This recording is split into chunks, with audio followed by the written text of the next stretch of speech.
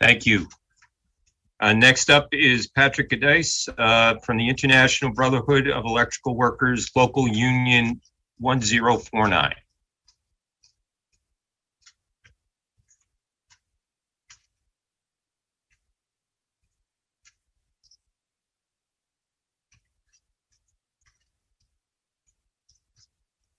We got to get you off mute, right?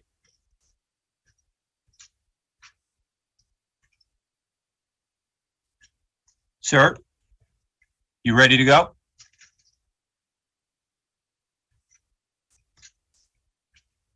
I see someone who's titled that.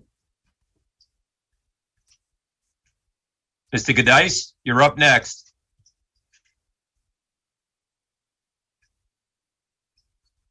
You're on mute.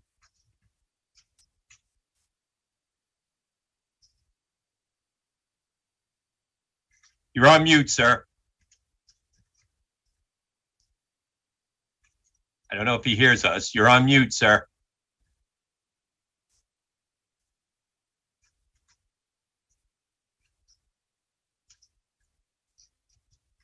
Mr. Guidice, you're on mute. Can anyone call him? Does the staff have his number?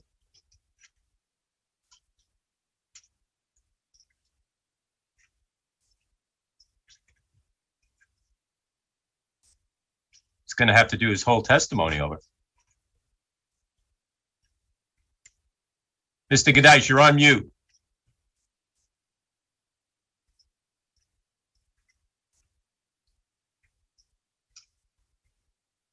Mute me. Okay.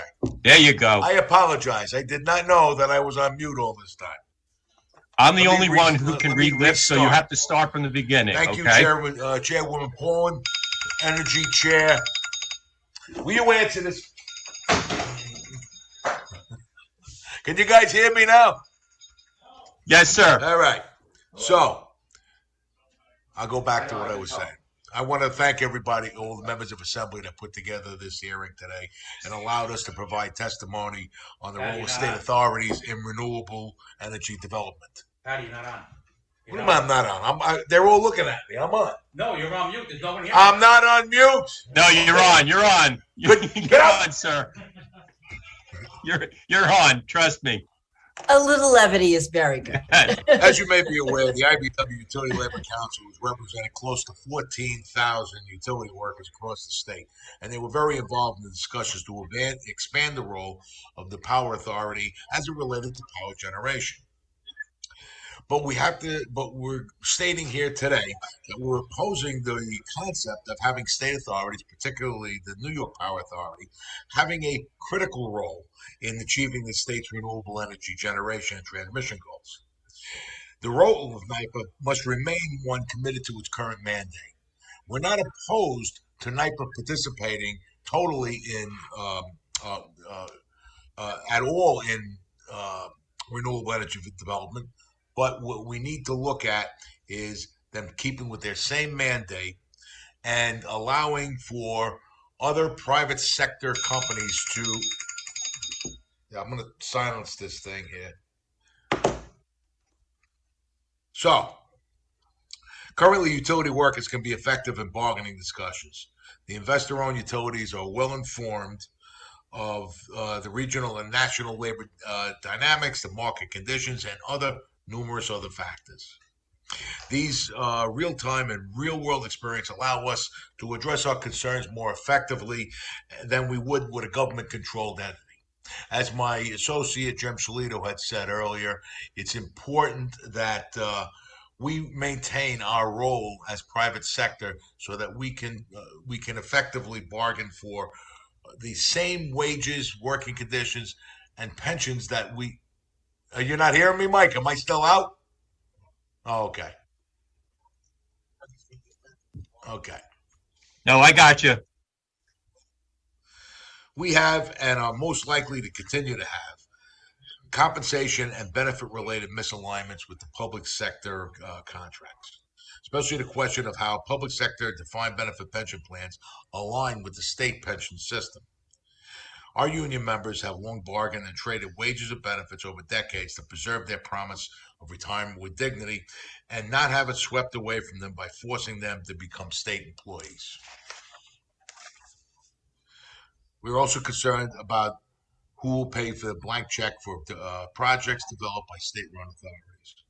The costs are unknown, and as with investor-owned utilities, there is a transparency as to how the companies will recover their investments.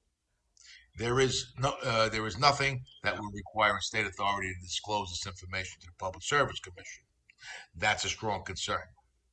In fact, our sponsor's memo for the New York State Public Building Renewables Act indicates that there is no fiscal impact, that in of itself being very concerning.